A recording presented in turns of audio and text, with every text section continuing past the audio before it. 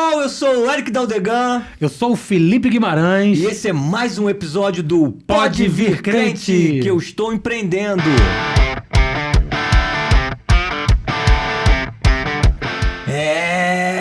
Filipão, mais um episódio indo ao ar. Mais um episódio vindo ao ar. Quase um ano. Caramba, fechando um ano já, hein? Fechou um ano que a gente se encontrou para conversar a respeito do podcast. De planejar, de sonhar. É verdade. Olha o sonho virando realidade. Já virando realidade, já indo para completar um ano. É isso aí, muito bom. Muito Inclusive... bom. Vão vir coisas novas aí, não vão? Nova temporada, novo ano. Todo ano, nova temporada requer o quê? Né? A reestilizada da logo, que a gente já tá sabendo que vai rolar. Até o estúdio, eu tenho o estúdio tá evoluindo sempre. Toda semana tem um negócio novo no estúdio que a gente sabe. Agora tá parecendo uma floresta isso aqui, cara. Pô, mas tá bacana pra caramba, tá bacana. Parabéns, Flávio. Estúdio Podcast. E pra essa nova temporada que vai vir já... Muita coisa nova, muita coisa boa acontecendo. Não só convidado, mas enfim, não vou dar spoiler. Não vou dar spoiler não, que tem Vamos deixar acontecer. Tem. Planejamento para 2025 já está tudo se planejando e aos poucos a gente vai liberando aqui. E por falar nisso, quero te pedir aí, ó, se inscreve no canal, clica no sininho para ativar as notificações. Toda semana, quarta-feira, às 8 horas, sai um novo episódio para você. É isso. E antes da gente começar o programa, apresentar o nosso convidado, a gente tem um convidado muito especial hoje aqui. Hoje tem. Mas antes de começar, de fato, o programa, a gente quer agradecer, a gente quer ter um tempo aqui, né, de falar dos nossos apoiadores, são aqueles que nos suportam. A gente entende que esse espaço que a gente tem aqui é para abençoar vidas, para levar mensagem de transformação. A gente sabe que isso tem um custo e para isso a gente tem empresas e pessoas que nos apoiam. Então eu vou começar agradecendo a Texis Soluções em Energia.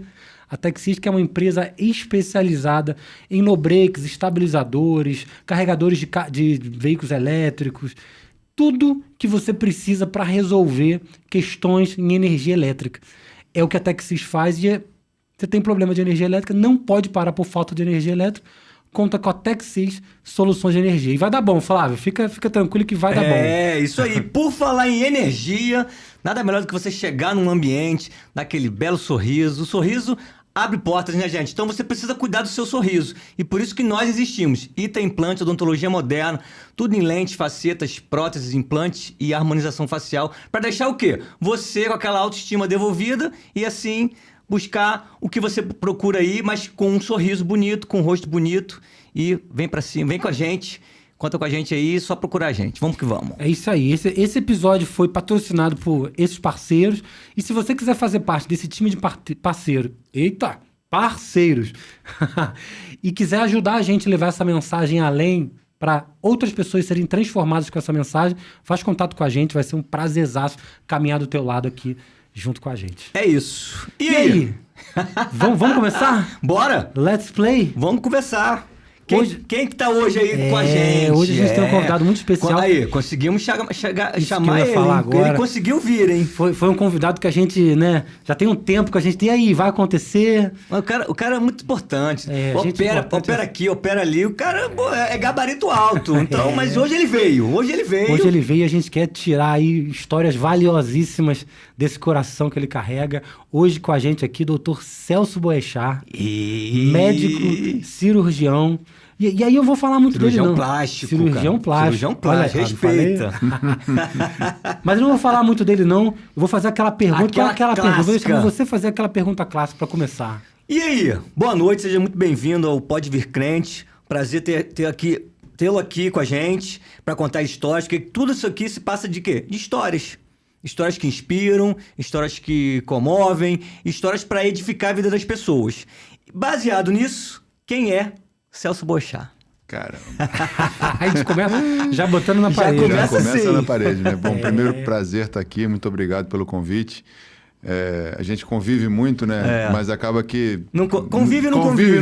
Né? Exatamente. A correria do dia a dia acaba atrapalhando um pouco, vai ser muito bom, mas tenho certeza que vai ser muito prazeroso estar aqui com vocês, compartilhando um pouco. Eu acho que essa é a pergunta mais difícil de responder, né? Quem somos nós? Quem né? somos nós, é A verdade. gente começa com filho, né? É verdade. A partir do momento que eu descobri a minha identidade de filho, começou a ser um pouco mais fácil me explicar. Boa. Gostei.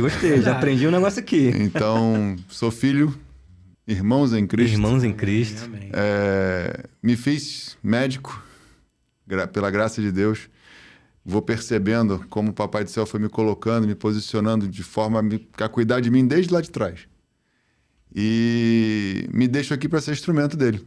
E tentar, usando um pouco do Das suas talento que ele me habilidades. deu, Isso. das minhas habilidades,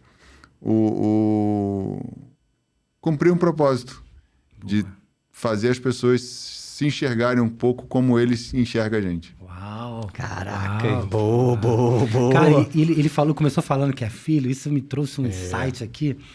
Eu ouvi por esses dias em algum lugar, eu não lembro agora onde. Eu não lembro nem muito o contexto, mas é algo poderoso que ele começou dizendo assim, eu sou filho. E quando a gente identifica alguém, né, vamos botar assim, né? Sobre, por exemplo, como você falou, assim, por quem ele é? Cara, ele de fato... Ele começou falando sobre filho, obviamente, de Deus, né? Se identificando e tal. Mas a gente sempre é filho de alguém, de algo. Às vezes até numa carreira, né? A gente, cara, fui... como é que é? O meu tutor ali, ele né, tá debaixo. Então, essa questão de ser filho, ter essa identidade, cara, isso é muito forte. De onde eu vim, ter essa né? clareza é fantástico. Assim, é fantástico. Passei por uns momentos de reflexão na vida, de olhar para trás, olhar para frente, olhar para trás e tentar entender o que estava acontecendo. E eu sou neto de pastor, né? Opa! Olha. Já vindo novidades aí. Eu sou neto de pastor e isso sempre me mantive ali indo na igreja e tal, mas... Nasceu no berço evangélico. Nasci no berço evangélico. Apesar do meu pai não se dizer evangélico por questões dele lá, ele sempre mantinha a gente dentro da igreja. Nos fez ser criados ali no meio. E a faculdade acaba que você entra na faculdade de medicina, principalmente, a medicina toma a tua vida, né? Até por isso que acho que dizem muito que é sacerdócio, né? Porque você normalmente não tem uma profissão de médico. Você é médico. Olha. Tanto é que qualquer voo que você esteja, tem médico a bordo. É verdade. Você não deixa de ser médico, independente de onde você estiver. Você pode não ter licença para praticar, sim. mas você continua sendo médico. Boa. Né? É uma das poucas profissões que você forma na profissão e não bacharel na profissão. Olha. Você forma bacharel em Direito, bacharel em Engenharia, e você se torna engenheiro, advogado quando você se inscreve na ordem, no CREA. Médico não. Médico você se torna médico. Seu diploma é de médico, né? E ser médico passa a ser quem você é. Né? Isso. Então, na faculdade de medicina, você é absorvido pela medicina. E você acaba se distanciando de muita coisa, não de tem muita espaço gente. pra outras coisas? É muito difícil. É muito difícil. A faculdade de medicina, primeiro que ela é integral, né? Sim. E as demandas de faculdade são muito grandes. E você quer logo ter contato com aquilo. Verdade. Né? Você começa... É apaixonante. Você começa a ver como a máquina perfeita que Deus criou funciona. E aí você começa cada vez a se apaixonar mais por aquilo. E você começa cada vez a estudar mais aquilo. E aí você quer ver aquilo aplicado na prática. Então você vai procurar um plantão, vai procurar acompanhar alguém. Só que durante a semana você tem faculdade, tem que estudar, e no final de semana você vai dar plantão. Então eu, desde o segundo período de faculdade, que eu rodo plantão, hospital, acompanhar alguém, ver alguma coisa. Então, era de 24/7. E não é uma coisa assim que é a obrigatoriedade da faculdade. Nessa área que tá todo mundo falando de escala de trabalho. Escala de trabalho, né? Não, mas uma coisa... 7x1? Não, 4x3. O meu é 7x7.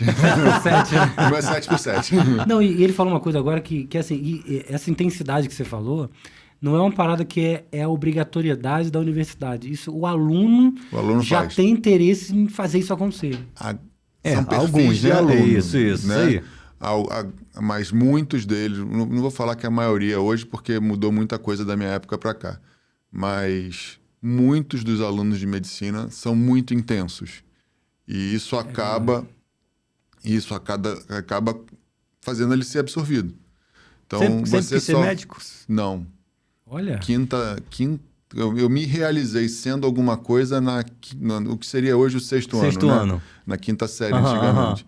Eu tive uma colega de turma que o pai dela teve um infarto e eu fiz uma palhaçada com o cardíaco e cardiaco e fui chamado a atenção da minha diretora da escola, que era muito próxima, me via desde criancinho, entrei no colégio muito cedo, entrei na alfabetização, eu tinha 5 anos. Então ela me viu, me acompanhou tudo. E eu tinha um certo grau de maturidade, porque eu era o mais novo da turma, inclusive eu era para estar um ano antes, né? Eu me formei bem cedo. E aí ela me chamou a atenção de algumas coisas e eu olhei, gente, eu fiz uma brincadeira com uma palavra, mas aquilo gerou um sentimento ruim em alguém que estava passando por algum problema. Qual era o problema que ela estava passando? Peraí, eu acho que eu posso trabalhar nisso para ajudar as pessoas. E fiz um vínculo, que sei lá como eu fiz aquela ligação, uma conexão por conta de uma brincadeira, eu acabei desenvolvendo... Startou isso em você. Porque não tinha médico na família. É verdade. Meu avô era pastor, meu pai economista e advogado que trabalhava com militares na Marinha, minha mãe professora de educação especial, não haviam médicos. A primeira médica na família foi minha prima, que formou quase que junto comigo, formou 2, 3 anos antes. Né? Mas ela entrou na faculdade... Não era um assunto familiar. Não era. Não tinha isso. E a gente... Desbravou. Eu praticamente desbravei. Então, mesmo essa minha prima, a gente não tinha tanto contato assim. Ela é prima mesmo, prima irmã, mas como eu disse... Tu não foi influenciado por ela? Depois que entrou na faculdade de medicina, sumiu. Tanto você quanto ela, né? Tanto ela quanto eu, exatamente. Eu acho que eu sumi um pouco menos porque eu fui trabalhar no hospital da cidade dos meus avós, em Maricá. Então, eu acabava tendo contato com todo mundo porque eu estava no hospital na cidade. Mas, assim, foi no 3º ano de faculdade. E ela meio que ficou no Rio e sim, continuou no Rio, porque ela queria fazer pediatria e tal. Então, acabou que não foi uma influência. É uma coincidência, muito mais uma coincidência. Mas... a gente vai sendo absorvido por tudo. Você falou, a gente perguntou por que medicina, né? E falou que veio desde a escola, enfim. Eu queria perguntar, na verdade, no seguinte sentido. Você falou que quando você se realizou, quando você entendeu que era vocação, e não isso ficou aqui na minha cabeça assim. Então. Porque a princípio, assim, a gente estava até falando com o nosso diretor aqui, que né, tem algum parente que está na medicina também, e a gente entende que isso é intenso, mas quando é que vira a chave que não é uma profissão, né? Não, eu vou trabalhar com isso. Eu sempre tive o ajudar aos outros como uma coisa muito forte em mim. Mesmo desde pequeno, eu ajudava meu pai, eu ajudava os pedreiros que estavam fazendo obra na minha casa, eu ajudava, eu sempre estava ajudando.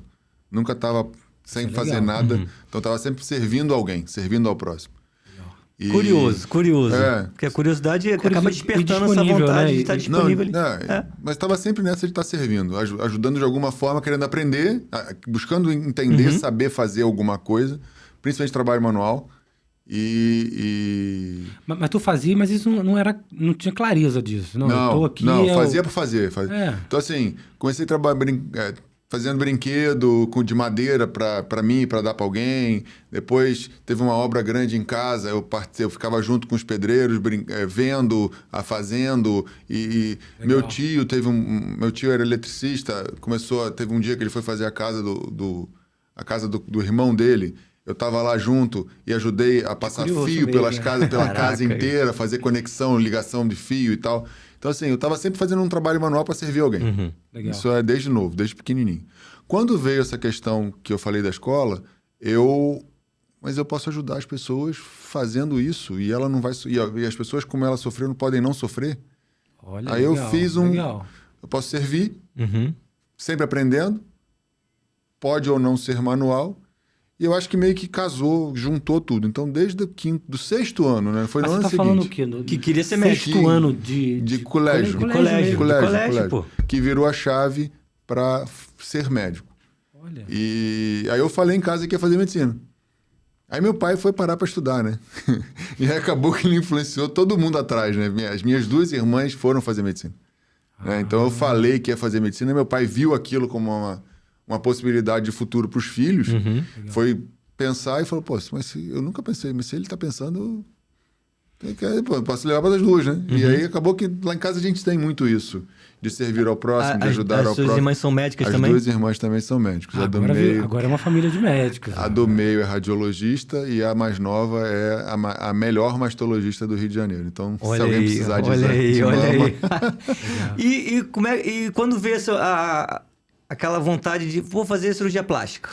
Foi... Cirurgia plástica. Então, eu queria fazer, no primeiro momento, cirurgia pediátrica. Tá. Cirurgia pediátrica. Tá. Cirurgia também. Eu ia fazer cirurgia. Aí depois pensei em cirurgia pediátrica. Aí falei, não, vou fazer cirurgia cardiovascular. Aí... Antes você já encaixa na minha resposta no meio dessa tua... Pergunta, né? Quando você vai escolher isso? É na universidade já. Na verdade, tem gente que já entra escolhido. Já, né? Legal. Tem. Mas por que eu Normalmente, quando tem algum vínculo familiar... o cara é cardiologista, legal, então já vai fazer cardiologia. Ou quando você percebe uma vocação anterior. Isso. Ok. Eu quero cuidar de criança, eu quero cuidar... Eu ia perguntar isso porque, assim, como é que o cara... Porque quero ser cientista. as especialidades, muitas das vezes, são muito diferentes, né? E a gente fora da faculdade não conhece nada. Nada. Vai muito por não afinidade, sabe de nada, né? Não sabe, acha que uma coisa muito pequena é uma especialidade e que uma coisa muito grande não cabe para uma pessoa só fazer. Então, também não... Então, assim, na faculdade você consolida. Legal. Quando eu entrei em anatomia, na medicina, eu falei, vou fazer cirurgia cardiovascular. Isso já começou a entrar em você. Quando eu passei, eu falei, vou cuidar de criança. Quando eu passei pela anatomia toda, eu falei, vou fazer cardiovascular. Quando eu... isso que eu queria ouvir. Quando eu terminei a cardiovascular, eu falei, eu quero trabalhar com trauma, com emergência, porque eu comecei a dar plantão. Aí você já era aquele teu universo, né? Aí eu fiquei naquela de, não, vou fazer trauma. Daqui a pouco eu parei assim, caramba, cara, como é que um cara que trabalha só com trauma de plantão vai ter família? Como é que um cara desse vive? Boa. Aí eu falei, não, peraí, eu vou arrumar alguma outra coisa. Aí vou fazer cirurgia pediátrica. E aí eu levei a faculdade inteira pensando em fazer cirurgia e cirurgia pediátrica. Então, no meio da faculdade, eu já acompanhava um dos maiores cirurgiões pediátricos de hoje, né, do Rio de Janeiro, uma figura já em ascensão, mas que substituiu os grandes, né, Dr. Nicanor. Acompanhei ele por um tempo, em 6 meses, né, já liberando a residência médica. E aí eu também parei e olhei. Na época, muitos dos ícones estavam bombando. Aí eu, gente, mas eles são os top, são bons demais e trabalham só na Baixada. Olha o só trabalham em volta. Eles não entram no núcleo da capital. Eles não conseguem acesso. Por quê? Porque a profissão é tão especializada que você não vai levar seu filho para ser operado por qualquer um. Você vai ter um mínimo, né, de busca por informação, por quem é a pessoa. Eu vou levar 15 anos para largar de ser auxiliar. Para deixar de ser rabo de baleia. Rabo de baleia. Eu prefiro ser cabeça de sardinha. Pera aí, deixa eu escolher outra coisa. Né? Então, vou tentar ser cabeça de sardinha. Daí é o princípio do empreendedorismo, né? Vou tentar ser cabeça de sardinha aqui. Vamos arrumar alguma coisa que me agrade, que eu goste, que eu consiga me encontrar nela, porque não, assim, eu vivo medicina já, então tem que ser alguma coisa que eu esteja dentro, né? Então, mas sempre ligado à cirurgia, né? Cirurgia, não, cirurgia. E... Porque tem gente que não quer saber de cirurgia, tem gente que não dá, tem gente que não... Igual na odontologia, tem gente que não quer saber de sangue. Não, depois eu conto uma da minha irmã. Mas e dentro da especialidade, cirurgia como um todo, tem várias especialidades. Tem muitas. Onde umas... Você pode ortopedia. Dentro da ortopedia tem vários. Tem amigo que é especialista em mão. Sim, tem gente que é especialista em ligamento cruzado anterior do joelho direito. Brincadeira. Mas tem. Mas, enfim, tem especialidades cirúrgicas que são procedimentos curtos, rápidos e certeiros. Tem especialidade cirúrgica que são procedimentos longuíssimos. Então, varia um pouco. Você pode migrar aí dentro de uma área que é um universo, né? Sim. E aí não sei o que eu vou fazer ainda. No princípio era pediátrica, mas eu não sei mais o que eu vou fazer. Aí tive um primeiro tutor, né, que foi o doutor Lutegar de Vieira de Freitas, que foi cirurgião geral. Trabalhei com ele uns 6 meses também, durante a residência. Isso você já estava na residência Já. de cirurgia. E aí ele falou, Celso, não faz nada disso não, faz mama. Não tem ninguém bom de mastologia em Niterói. Aí eu falei, mama é muito restrito para mim, eu gosto de uma coisa mais ampla, eu gosto de atender criança, atender velho, atender... Não, mama não. Aí até conversando com a minha irmã, falando sobre isso, acho que isso pode ter influenciado em algum momento. Ela. Uhum. Mas enfim, não sei. Ela queria fazer gineco e acabou fazendo ginecologia, na sequência mastologia. E ela é um pouco atrás de mim só. Né? E aí fiquei procurando, e aí durante a residência de cirurgia geral aconteceram alguns fatores que me direcionaram para a cirurgia plástica. É isso aí. Qual foi um ponto de inflexão? Primeiro, fiz uma cirurgia linda, espetacular numa paciente com câncer, ficou curada, reclamou da cicatriz. Eu falei, gente, a cura salvei interna a vida dela. Uhum. não foi tão importante quanto a cicatriz que ficou. Externo vale alguma coisa, tem algum link. Já é uma reflexão aí. Aí minha mãe e minha irmã começaram a buscar a cirurgia plástica. Minha irmã do meio e minha mãe. A minha mãe fez uma blefaro, a cirurgia das pálpebras, eu achei interessante, achei bem delicado, achei preciso, achei que precisava de um refinamento, achei interessante. A minha irmã do meio fez procedimento de lipoaspiração. E eu comecei a namorar a minha esposa e a mãe dela estava num processo de reconstrução de mama. Então eu vi várias nuances da cirurgia plástica se apresentando para mim como mais um novo universo. Sim. Isso começou a te chamar a atenção. As pessoas olham para o externo, ficam satisfeitas com ele e... Melhoram o interno. Melhoram o interno. Melhoram o e interno. atuam em várias áreas. Você tem a reparadora, você tem a estética, você tem a congênita, você tem várias Pronto, áreas. aí linkou. Aí linkei e fui dar uma estudada no assunto. E aí gamei. E aí me apaixonei, corri atrás, fiz a prova de residência médica. Falei, se eu vou por cima, eu vou entrar por cima. Como é que entra por cima? Tem um bando de pós-graduação por aí que o pessoal faz com favor, com... Não. Pagando, não. Eu vou na residência médica. Eu já estou na residência de cirurgia geral, residência médica. E aí fiz prova para... Basicamente, eu queria 2 lugares. Os 2 únicos lugares que eu sabia que tinham um serviço de excelência para a formação de um cirurgião plástico, tanto do ponto de vista teórico, quanto do ponto de vista prático. Porque cirurgião sem mão é só um clínico que sabe clínica cirúrgica. É verdade. Olha. Então, é igual dentista, tem que ser habilidade manual. Na minha época, tinham 2 serviços que faziam muito bem a formação, tanto pela exigência teórica quanto pela oferta de prática, que era o INCA, motivos óbvios, né? Instituto Nacional do Câncer, cirurgia reparadora, muita coisa, quanto a UERJ, o Hospital Universitário Pedro Ernesto. Então, fiz prova para os 2. Na primeira vez que eu fiz a prova, eu fui para a segunda fase no INCA, mas eles preferiam sempre residentes do outro estado e tinham vários do outro estado, eu acho que era um dos poucos do Rio, tinha aí mais um. E na UERJ eu passei, fiquei em segundo colocado, mas na prova tinha um colega que já era da geral do hospital e estava bem na frente. Motivos óbvios. Ele estudou ali, ele sabia de tudo, sabia que todo mundo conhecia e ele era muito bom também. Né? Tive a honra de tê-lo como meu superior depois. Legal. No ano seguinte, eu praticamente só fiz uma prova, a da UERJ. Eu falei, você focou ali? É para a UERJ que eu vou. Legal. E no segundo ano eu fui o primeiro colocado e muito na frente dos outros e não tinha chance para mais ninguém. Então eu fui o primeiro colocado geral de cirurgia geral na prova da residência. Que é só assim que se passava para cirurgia plástica. Se você fosse o primeiro... Para estudar. Para passar mais 3 anos estudando. Eu fui o primeiro colocado geral das provas de especialidade cirúrgica. E aí eu consegui entrar para a residência de cirurgia plástica na UERJ.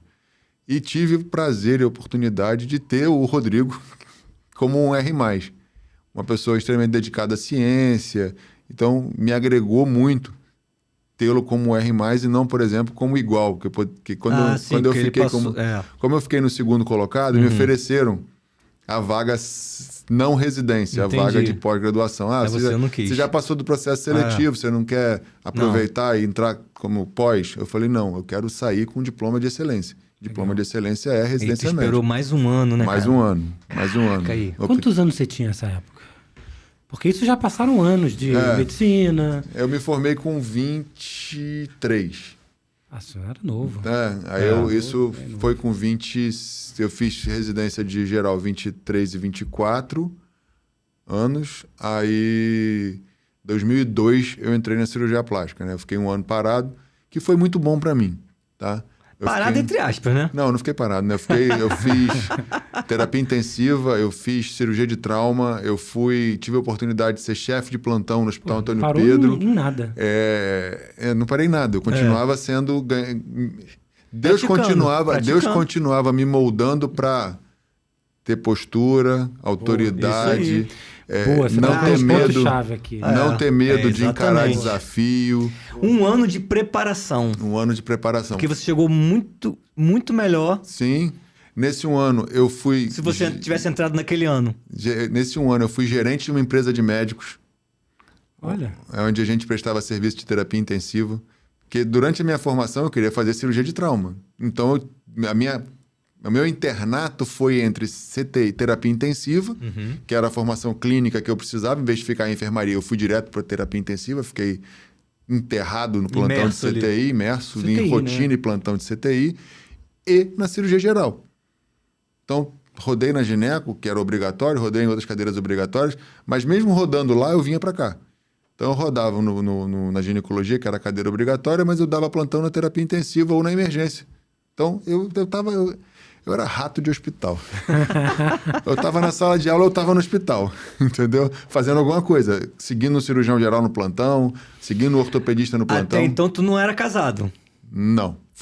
Tá explicado. Como é que casa? Não, eu fui conhecer minha esposa no final do R1. Já estava fechando especialização. A residência. No final de residência de cirurgia geral. Isso. Né? Então, durante a minha formação de médico, eu estava sozinho e rato de hospital. E não tinha muita vida social, não. Assim, de vez em quando dava uma saída no final de semana, mas era mais plantão, rotina, plantão, uma aula, para correr atrás e tentar absorver o máximo possível. Agora, aqui, ó, duas coisas. Primeiro que já me tem vários insights aqui que eu quero perguntar, mas vamos na cadência. Não, vamos na cadência. A gente está aqui num podcast sobre empreendedorismo. Empreendedorismo cristão. Por que a gente trouxe um médico? Boa. E aí? Por quê? Um médico aqui. Empreendedor, cara. Cara, ele começou já... No meio da fala ali... falando ali já. No meio da fala, ele falou assim, ó, princípio do empreendedorismo. Ele começou a falar, ele já cutucou ali. Já. Além de médico, já tá 25 anos na medicina, 25 né? anos. Você começou falando com a gente que você já tá, além de 25 anos de medicina, 19 anos ou mais 19 anos como cirurgião plástico formado. Mas também como empreendedor. Como é que você enxerga isso? Então, isso é uma ficha que demorou a cair, tá? Isso, óbvio. A gente, profissional liberal, né? A gente não entende que a gente é uma empresa dentro da gente mesmo. Nosso CPF é um CNPJ. Eu presa. Né? É uma eu presa. Você começa com ela, né? Você começa na eu presa. E essa ficha demorou muito para cair em mim. Muito mais do que deveria. Olha. As gerações atuais, essa ficha cai logo. Né? Okay. Você já sai, você já tem uma noção. A gente tem muita informação hoje. Mas quando você fala 19 anos empreendendo, a gente não está falando de ser empresário ainda. Empresário que eu digo. Não. Mas já empreendendo. Como é que você enxergou isso? Não, eu queria entender como é que ele enxergou isso. Não, eu estou há 19 anos empreendendo. Mas como médico, na área de saúde. Sim. E aí, como é que é isso para cair? 19 como cirurgião plástico. Empreendendo como cirurgião plástico. 25 anos como médico. Já está empreendendo. O cara se formou, está trabalhando, Foi o que eu falei, por exemplo. Logo assim que eu acabei a cirurgia geral, eu já comecei como empresário. Okay. Gerente de uma empresa de 8 médicos. Olha aí, já é. Onde a gente prestava serviço para um hospital que tinha muito movimento na Zona Oeste e exclusivo de terapia intensiva. Então, todo o grupo de terapia intensiva era controlado por mim. Okay. A gente tinha um coordenador que era uma outra empresa, né? Na verdade, o médico tem esse problema, né? A gente acaba virando CNPJ, por questões de contrato de trabalho. Isso aí. Isso já tem muito tempo, né? Não é de agora. Isso não é de agora. Ou você tem um contrato precário como pessoa física, ou você tem um contrato melhor como PJ. Então, eu já era PJ desde o terceiro ano de formado, né? Okay. E gerenciando todo um grupo de médicos que prestava serviço para esse setor de terapia intensiva. Então já tinha a visão de que, a prestação de serviço era saúde, mas existia todo um aparato empresarial. Empresarial. Então, A necessidade de ter um controle contábil, a necessidade de ter capital de giro, a necessidade de ter capital de reserva. Sim, né? verdade. Então, assim, de largada, quando a gente começou, eu já falei para todo mundo assim, olha, gente, eu entendo aí que a gente tem esse valor para dividir, mas olha só, tantos por cento fica na conta. Ah, mas se no final do ano a gente não precisar, tiver tudo em dia, a gente Divide. rateia. Isso. Porra. Rateia. De alguma forma, paga um jantar, se sobrar rateia, aí a gente faz, mas 5% além dos impostos vão ficar guardados. Boa, boa. Porque se tiver Reserva qualquer de coisa... emergência. Porque se um não puder dar aquele plantão... Essa é a gordura que o cirurgião plástico quer ter. Exatamente. É a gordura que a gente precisa ter. É, que precisa ter. Precisa ter. Então a gente separava, já coloquei isso como uma coisa minha, né? E que passava para os outros. Eu preciso ter um capital de reserva que pode ser para giro, pode ser para reserva emergencial, mas tem que ter um guardado ali. E na nossa empresa tinha. Então a gente passou ali, enquanto sócios, 2 anos trabalhando, prestando serviço e tal, e tendo sempre uma reserva, tá? Contabilidade aberta para todo mundo, planilha, controle orçamentário e tal, nota fiscal para lá. Isso me deu uma visão de contábil. Da rotina mínima, empresarial. Da ali, rotina mínima de controle. Controle financeiro, vamos dizer assim. Legal, né? legal. Dali eu tive que dar um passo atrás. É isso que eu ia perguntar. Como é que você porque evoluiu como empreendedor? Aí eu tive que dar um passo atrás porque eu voltei para minha formação. Né? É verdade. Então, depois que eu entrei na residência de cirurgia plástica, eu voltei a ser estudante. Né? Apesar de ter salário, de ter um salário lá, uma bolsa, a gente volta a ser estudante, vinculado a uma instituição universitária. Então, É verdade. tem todo esse sistema de suja, de cuidado ali dentro, e aí esquece o resto. Me formei. Olha para um lado, olha para o outro. Vou fazer o quê? Vou ser pai. Olha. Porque o meu filho nasceu 1 semana depois de eu ter terminado a residência. Caraca. O meu filho nasceu exatamente 1 semana depois. Eu me formei 28 de fevereiro, ele nasceu 7 de março. Como eu estava em casa, porque tinha acabado de me formar, eu pude passar 1 mês com ele em casa, tranquilo. Minha licença paternidade foi boa. Foi boa. Mas logo na sequência a gente vai procurar o que fazer, né? E eu abri um consultório. Na verdade, eu tinha um médico que foi até o obstetra que fez o parto do meu filho. Ele tinha um consultório e tinha espaço. Então, abri um horário no consultório dele. Tu não pensou em voltar para plantão? Eu continuo. Na verdade, eu nunca parei. O plantão era o meu fixo. Entendi. O plantão era o meu que dava o meu fixo. Eu investia mais ou menos em plantão de acordo com a minha disponibilidade de tempo. Legal. Mas o plantão era o meu fixo. E aí você se formou e falou, agora eu vou exercer isso aqui. Agora eu vou exercer isso aqui. Já na cirurgia plástica. Já na cirurgia plástica. Consultório, eu só tive de cirurgia plástica. Nunca fiz outros consultórios. Durante a residência, eu auxiliei uma equipe de cirurgia geral. Durante a residência, antes da residência, eu auxiliei uma equipe de cirurgia pediátrica. Mas formado, consultório, só de cirurgia plástica. Saí, abri um horário, como a gente sempre começa. E aí veio o insight de um amigo meu, né? Celso, cara, você não tem cirurgia, o seu foco não vai ser convênio, né? Que muito médico, quando se forma, corre atrás para conseguir um convênio. Ganhar um volume. Para ganhar um volume. Mas você não vai ter muita coisa de convênio. Não adianta você estar preso num lugar só. Montar o seu lugar, a sua clínica. Você vai limitar a sua área de atuação ao redor dela. E se até você ter nome para pessoas mais distantes virem até você, vai demorar. Vai demorar. Por que você não mantém essa sua dinâmica de aluguel de consultório e amplia? Aluga um, e nessa eu fiz. Então, se hoje eu tenho um nome plantado em alguns lugares do Rio de Janeiro, foi muito por isso. Eu não fiquei num lugar só. Você alugava um horário. Então, em vez de ter um lugar um pouco mais estruturado, voltado para mim, eu procurei lugares onde eu podia estar lá, que pudessem ter a minha cara no momento que eu estava. Então, aluguei horários em consultórios de colegas que não tinham muita identidade de consultório. Então, eu estava sempre no meu consultório, Sim. que não era meu. Era o meu horário. Por que como você... Porque o consultório do cirurgião plástico, você vai conversar, vai entender, vai Pré e pós. Não, só. Pré e Porque pós. tu vai operar no hospital. Exatamente. Então, assim, o consultório do cirurgião plástico é onde você abraça, dá carinho, dá atenção, entende a dor, planeja e cuida no pós-operatório. Então, no primeiro momento... Qualquer lugar você pode estar. Qualquer lugar você pode estar. No primeiro momento, não precisa ser um ambiente todo seu. Lógico, hoje a gente vive uma virada, uma revirada, vamos dizer assim, né? Há algum tempo atrás tinha aquela coisa da identidade pessoal linkada aonde você atende. Deixou de se ter muito isso e hoje volta-se a se pensar no profissional médico como uma empresa que giram empresas em volta. E aí você, estando num ambiente que não é seu, fica muito difícil disso acontecer. Mas durante o período que eu vivi, anos 2000 a 2010, 2015, o ambiente do mercado médico permitia isso. O importante era você ser visto. E eu conseguia ser visto estando em vários lugares diferentes. Então eu atendia em Niterói, atendia na Zona Sul e atendia na Barra.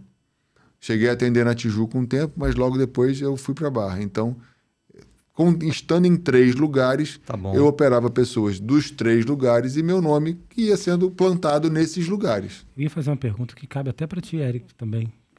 Você também atua assim, em alguns cenários, né? Mas, por exemplo, quando você começou já com o primeiro consultório, né? Isso é um caminho padrão dos cirurgiões? Formei cirurgia, vou abrir consultório. Ou isso é da mentalidade do... não, eu quero atender... Então, quando você busca uma especialidade médica ou uma área médica que depende de você ter o seu paciente, você vai procurar um ambiente de consultório particular. Quando você tem um perfil institucional ou quando você tem uma especialidade que você não precisa você não vai ter o seu paciente, você vai ser referenciado, Sim, o paciente vai ser referenciado para você, você acaba indo para uma instituição. O mercado de saúde hoje, ele está bem complexo, pela dinâmica dos planos de saúde, pela dinâmica das grandes redes, né? Então, a gente tem as grandes redes trazendo muito os médicos para a parte interno, né? Então, você tem os centros médicos das grandes redes se formando e se consolidando. E você tem os planos de saúde também trazendo os médicos para dentro dos seus próprios centros médicos. Então, foi uma coisa que começou pequenininho, com uns planos um pouco menores, mas que os planos maiores começaram a ver isso. Então, hoje você vê convênios grandes se linkando a redes hospitalares para ter a rede própria ali. Ter a rede própria. E você vê convênios buscando ter rede própria. Verdade. Então, isso acaba... Os dois movimentos. Os dois movimentos. Mas eu te perguntei isso pelo seguinte, eu visualizo que... uma dúvida que eu sempre tive. Por exemplo, é o caso do cirurgião, provavelmente, ou o caso até do dentista também. Geração de demanda. Porque, assim, é o que você falou ainda agora. Vou procurar um dentista, um cirurgião, eu vou em alguém que eu confio, alguém que alguém me indica, ou alguém que alguém me referencia. Não bota uma placa e alguém aparece. Assim... como é que é essa conexão de quem está começando isso? A minha formação permitiu um pouco isso. Porque quando você faz residência médica, você acaba operando muita gente. Né? E você cria... referência, né? Você cria um grupo de pessoas que te procurou. E aí seu nome vai sendo falado. E, por mais que seja assim, mas operou no SUS. Operar no SUS não necessariamente significa não ter capital, por exemplo, para bancar uma cirurgia particular.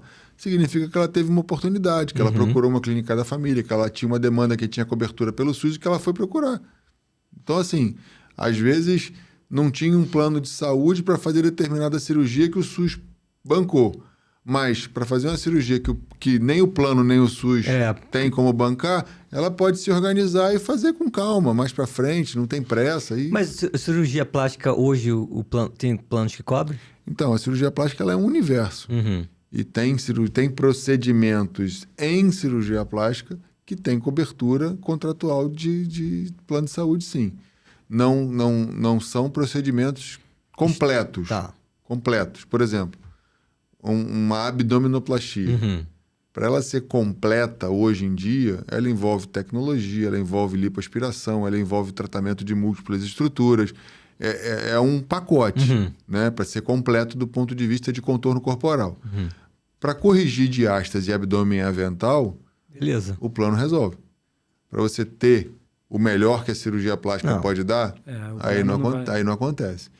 Entendeu? Existem algumas questões relacionadas a isso. Por exemplo, você vai envelhecendo, a pálpebra vai envelhecendo, ela vai pesando, vai fechando seu olho. Isso acaba criando áreas de sombra. Esse procedimento tem uma cobertura porque houve um desenvolvimento de uma patologia, que foi a perda de campo visual. Então, você vai ter cobertura. Agora, se você quer, quero além disso, quero rejuvenescer o olhar, aí é quero diferente, ter um contorno diferente, quero devolver volume que eu estou perdendo, quero tratar o contorno lateral que está me envelhecendo, me deixando cansado. Aí não. Aí é diferente. Então, existem coberturas, mas não são muitas, mas existem. A gente aproveita algumas às vezes. Entendi, legal. Agora, voltando para o lado empreendedor, bate na tecla do seguinte, a gente acabou enviesando aqui para a questão dos planos e tal. Por que demorou para você perceber isso? Porque você falou assim, cara, demorei até demais para perceber que, de fato, eu já estava empreendendo ou essa ficha que caiu, né? Lembra talvez? aquela minha natureza de ajudar? Durante a residência, eu comecei a ajudar os acadêmicos. Quando eu terminei a residência, eu comecei a ajudar os residentes. E aí eu comecei a me ver ensinando muito mais do que sendo. Exercendo, que você diz? Que exercendo. Então, isso foi me ajudando a ganhar mais segurança, a ganhar mais experiência, me dando bagagem, né? Mas eu, como R2, ensinava meu R1. Eu, como R1, ensinava meu interno. Eu, como R2, ensinava meu R1 e interno. Eu me formei, passei a ensinar os R2, os R1, os internos. E quando eu entrei na cirurgia plástica, isso foi seguindo. Então, logo assim que eu me formei, eu virei, 3 anos depois, eu já era professor de cirurgia plástica. Olha. Porque, assim, não são todos os residentes que saem com quase 500 cirurgias feitas. Caramba. E eu Uau. saí com mais que... a gente dividia direitinho, então eu e minha parceira saímos com quase 500 cirurgias cada um. E isso dava uma bagagem pra gente importante, perto dos outros serviços que às vezes faziam 30 cirurgias. Né? Faz diferença, cara. Faz uma diferença. Né? Então tem serviço... É muita experiência. Na minha Tem especialização serviço. também, caraca, eu era fominha, cara. Tem serviço de cirurgia plástica que forma gente com 30 cirurgias. Tinha gente que saiu da formação no mesmo ano que eu em outros serviços que tinha feito uma abdominoplastia. Talvez por inércia, talvez por não correr atrás, muito provavelmente. Sim. Mas teve gente na minha prova de especialista que falou que fez uma cirurgia de abdômen. E eu tinha feito sei lá quantas, já tinha perdido a conta. Teve um dia que foi engraçado. Eu tava no 2º ano depois da formação. E aí tocou o telefone e era uma professora minha. São meus eternos professores, tá? Vou sempre chamar de professor. Então tocou uma professora minha. Oi, professora, tudo bem e tal? Oi, Celso, tudo bem? Queria tirar uma dúvida com você. Eu falei, claro, professora. Pois não, o que aconteceu? Não, então, é que eu fiz uma cirurgia aqui e aconteceu isso e isso e isso no pós-operatório. Você já viu isso? Eu falei, que isso, professora? Tá maluca? Não, tô falando sério, Celso. Eu levantei aqui, você foi o cara que mais colocou prótese de mama na história da residência do serviço. E eu fiz essa cirurgia de prótese e tô com essa Aconteceu dúvida. isso, aham. O que você acha que pode ser? Eu falei, ela tá falando sério, gente. Caraca. Ela tá falando sério. Viu? Humildade, ela é humilde. pô. Aí eu falei, Caraca, então, legal, professor, legal pra assim, pode ser por conta disso e disso e disso. Você fez isso? Matou! Eu fiz! Obrigado, Celso, valeu! Gente do céu, o que aconteceu aqui? Eu dirigindo sozinho no carro, o que aconteceu aqui, pai? Assim, foi muito engraçado. Mas É porque você tinha feito mais do que ela, provavelmente. Tinha E mais aí, rodagem, né? Tinha mais bagagem, isso aí. Então, Rodou assim, mais Ela daquilo, ligou né? a pessoa certa, pô. e aquela história do ser cabeça de sardinha, né? Mesmo na residência, eu era, vamos dizer assim, mais pra frente. Eu buscava, eu corria atrás, eu queria... E acabava que eu era sempre o chefe, eu era sempre o cara que estava à frente, eu era sempre o cara que estava puxando. Isso era bom por um lado e também meio complexo. Inércia não era inércia não. um lugar onde você estava. Não. E logo depois que eu terminei, eu fui ser professor. 3 anos, eu trabalhando ali, operando, comecei a operar aqui num hospital aqui em Niterói e acabei sendo convidado para ser coordenador da pós-graduação que existia aqui. Eles tinham tido problema com residente, tinham tido problema com outras questões por falta de um controle mais rígido. Eu sou meio... essa linha, Isso, você correto. tem que andar aqui no meio e se você passar para cá, você vai tomar um toco. E então, acabou que me colocaram à frente do serviço e eu fiquei de 2009 a 2013 tocando o serviço. De 2010 a 2013. Tocando o serviço de residência, de pós-graduação, que era um serviço já bem estruturado, com quase 40 anos de existência, mais de 30 anos de existência, e fiquei ali tocando o serviço para os donos do serviço, né? E segurando ali os residentes dentro dos limites interessantes para a formação. Eu tinha feito 2 residências médicas, então eu peguei tudo que era de residência médica e coloquei dentro de um serviço que tinha uma organização mais leve. E acabou que isso estruturou um pouco as demandas. Eu tive que criar uma certa flexibilidade, porque historicamente não era assim. Então também me ensinou a ser um pouco mais flexível, um pouco menos rigoroso. Mas fui tocar a lojinha dos outros. E aí da lojinha dos outros eu fui tocar a minha lojinha no serviço público. Opa! Como assim? Eu fui chamado para ser coordenador de residência médica num serviço também com mais de 40 anos, mas que formava 4 residentes por ano. A residência médica é o padrão ouro da medicina, da formação médica. Né? Num hospital que oscilava altos e baixos, mas que tinha muito potencial, tanto de atender a sociedade como de formar pessoas. E aí eu acabei indo para ser... Fui convidado. Fui convidado, acabei sendo transferido, que eu tinha um vínculo público lá no Rio, né? Eu era o plantão, né? Era um vínculo concursado. E aí fui transferido para o hospital para ser coordenador, né? Chefe dos residentes do Hospital Barata Ribeiro. Lá eu assumi a coordenação em 2013. Em 2015, eu fui eleito chefe do serviço. Então, a direção mudou, pediram um novo chefe, porque a chefe antiga tinha umas questões lá que ela não concordava, e aí pediram um novo chefe, houve uma eleição, e eu fui eleito chefe do serviço. E dali para frente eu passei a tocar um serviço de cirurgia plástica, que era o único serviço de cirurgia plástica SUS da Prefeitura do Rio de Janeiro. Então, todos os hospitais da Prefeitura do Rio... Demandavam lá. A Secretaria de Saúde, Municipal de Saúde, demandavam para lá, principalmente, né, para não precisar ficar contando com o Estado e federal, né? Formava 4 residentes por ano, eram 12 residentes. A gente tinha bastante... Eu queria pegar esse gancho da formação dos residentes, e que você falando de 4 residentes por ano, isso é um número baixo ou um número alto? Dentro desse universo. Em residência médica, era o serviço que mais tinha residente no Rio de Janeiro. Então, para a época, era um número alto. Assim, o INCA tinha 3, eu tinha 4. A UERJ tinha 2, passou para 3. Os outros serviços tinha 1, tinha 2. Eu tocando com 4. Por quê? Porque a demanda era alta. A gente conseguiu criar uma demanda alta operacionalizando. O nosso serviço chegou a fazer 2.000 cirurgias em um ano. Nesse ano, só eu tinha 600 supervisões. Caramba. Referência, né? Era. Igual hoje o Alberto Torres é a cirurgia traumática. De trauma, exatamente. Então, assim, tanto que durante o governo Crivella, a secretária de saúde me chamou para ser o coordenador da cirurgia plástica do município do Rio. Só que isso foi fazendo o quê? Foi te distanciando do meu consultório. E aí, em 2020, eu comecei a sentir um desconforto muito grande em seguir ali.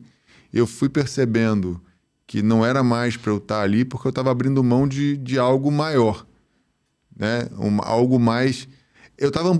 O que seria esse algo maior que você enxergava naquela época? Então, hoje você tem clareza do que é.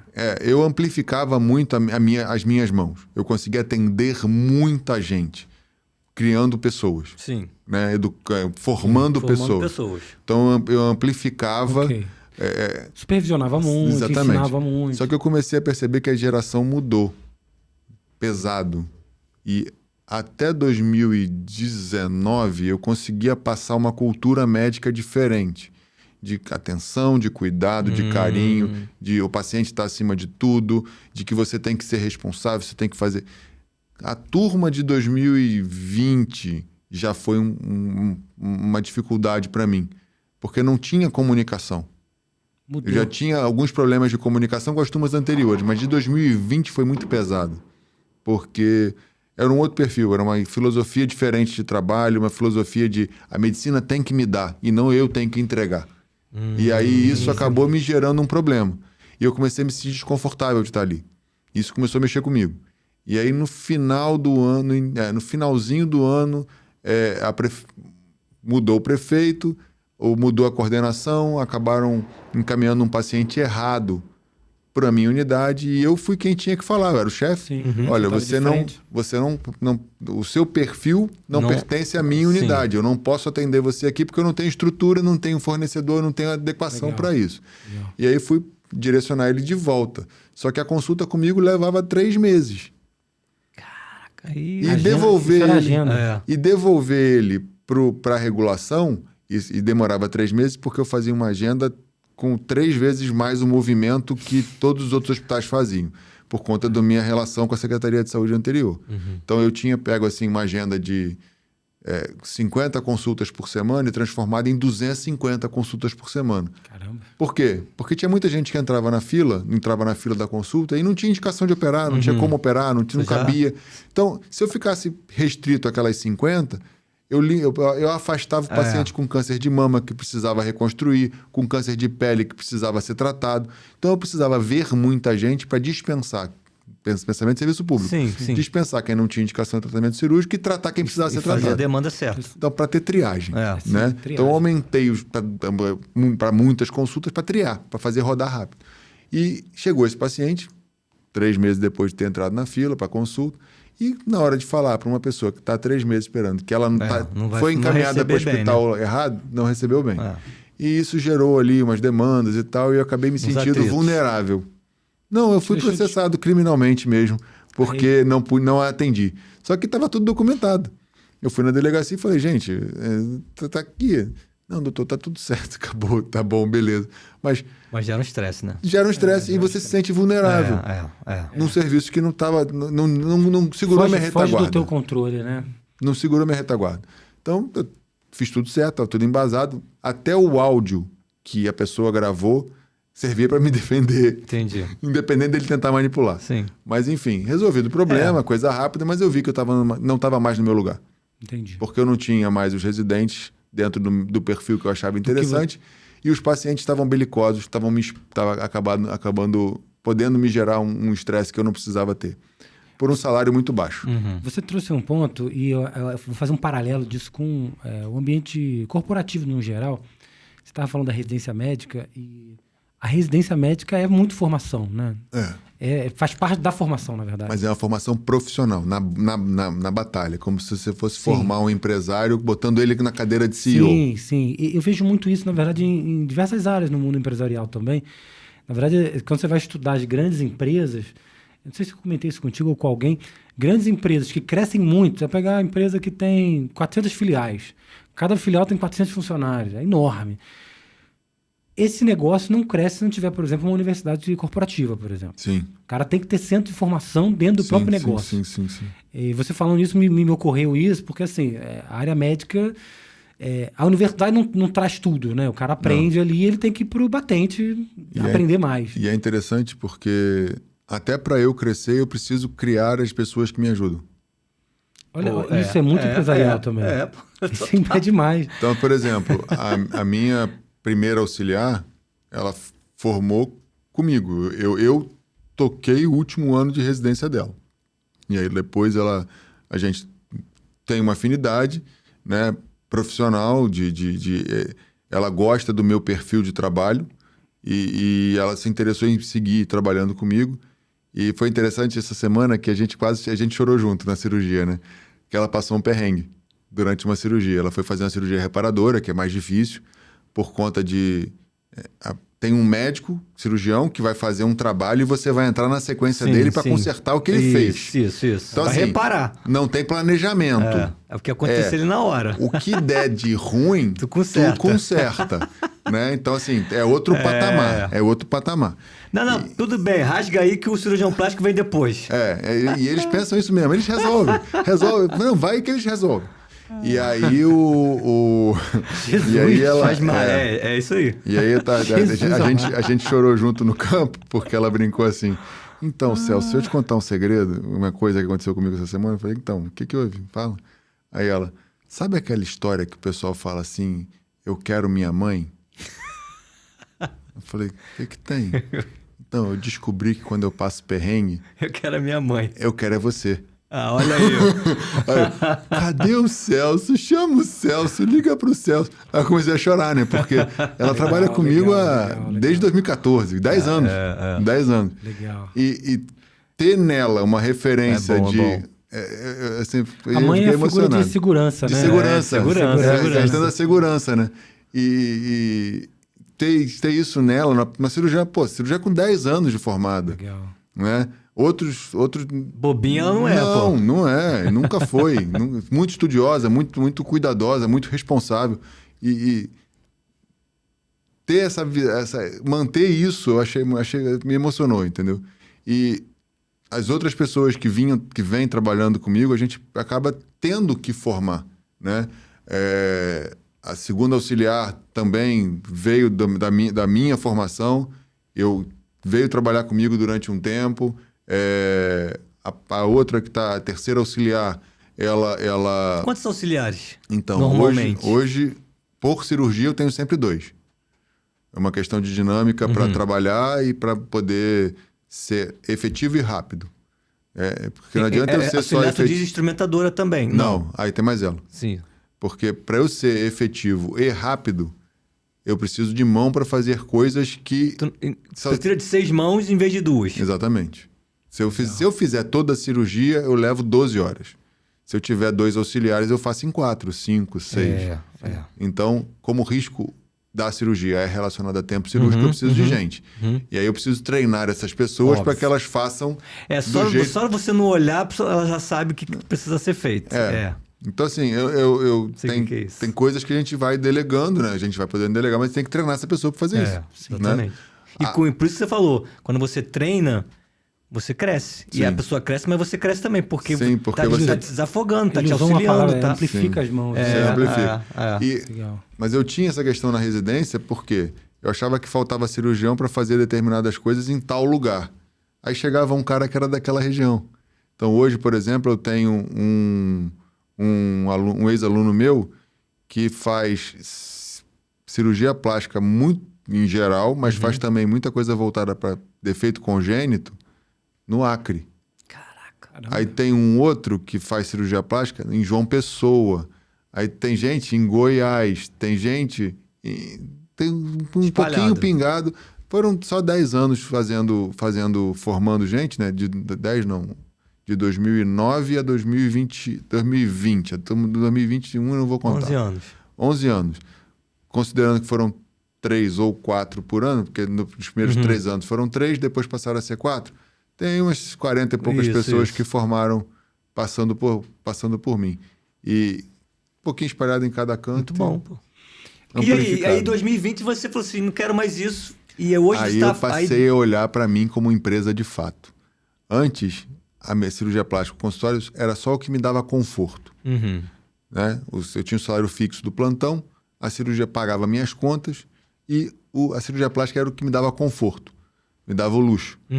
De ter o meu apartamento, de ter o meu carro mais novo, de poder viajar de vez em quando, enfim, me dava conforto. Né? A minha esposa sempre trabalhou, a gente sempre foi sócio em tudo, né? E em casa também. Então, não era pesado, a gente dividia as coisas e ficava tranquilo. Mas em 2020, eu virei essa chave para 2021 e não, agora eu quero ser eu, já cumpri essa minha missão, já fiz essa minha parte e vou dar atenção ao paciente que me procura de forma específica. Legal. Então, eu vou me entregar para aquela pessoa para entregar o meu melhor para ela. Como é que a gente faz isso? Eu queria, antes de você contar essa etapa da tua vida, quando você migrou, queria ouvir de você, cara, essa coisa do... Você começou falando do propósito, da vocação, né? Ser médico, enfim, você começou contando isso, mexeu comigo. Cara, que é uma coisa que eu imagino que na medicina seja, assim, até mais extremado do que em outras profissões. Mas outras profissões, algumas pessoas também têm isso, essa coisa do ajudar. E aí, quando você sai do ajudar, e aí você vai para o lado... Eu vi isso em algum lugar. Talvez na odontologia, não sei se é muito assim. Mas sabe aquela coisa do tipo... já não é tão só vocação? Existe médico que tem isso? Não. É o lance do plano de saúde. Tudo é tabela de preço, tudo é procedimento. E você tem o lado que eu preciso sentar mesmo com o cara e entender... Ajudar, sabe aquele pensamento do entender? Sim. E outra coisa cara, vamos lá, agora vamos falar de dinheiro aqui, porque esquece isso aqui, esquece emoção. Não, é essa virada que tem que acontecer. Esse é o ponto. É essa virada que tem que acontecer, porque é vida que a gente doa. Sim. Né? Você tira a vida sua, sim, seja do seu tempo de formação que vai acumulando, seja daquilo que você vai entregar naquele momento que você está ajudando, prestando seu serviço, né? Então é vida que você está entregando. E vida é o nosso bem mais precioso. Verdade. Né? Então, esse tem que ter uma contrapartida para você até poder ter tempo para descansar. Exato. E tempo de qualidade. Sim. Né? Mas não adianta você sentar, deitar para descansar, preocupado se a conta está paga. Não adianta você tentar chegar em casa e ter que escrever planilha, fazer coisa paga. Você precisa de gente para trabalhar para você. Então, isso tudo acaba... Você percebe que isso tudo gera um custo. E esse custo tem que ser pago. Sim. Né? E aí você começa a fazer... E sabe qual é a maior dificuldade? Acho que do médico talvez seja uma das maiores, mas talvez de outras profissões. É entender seu próprio valor. Eu acho que isso talvez o médico seja bem acentuado, mas... Não, no médico é um problema porque muita gente olha para o médico e vê um sacerdote. Acha que o cara tem que fazer por fazer. Tanto é que, por exemplo, companhia aérea nunca fala em pagar ao médico que faz um atendimento médico durante o voo. Sim. Deveria pagar. Sim. Acabou o voo, doutor, o senhor nos ajudou durante o voo, Sim. prestou atendimento ao fulano de tal, eu não precisei pagar o médico a bordo, eu vou te dar uma vantagem, eu vou te dar um bônus, eu vou te dar um upgrade, eu vou te pagar aqui $100, $200, $300 por uma consulta, né?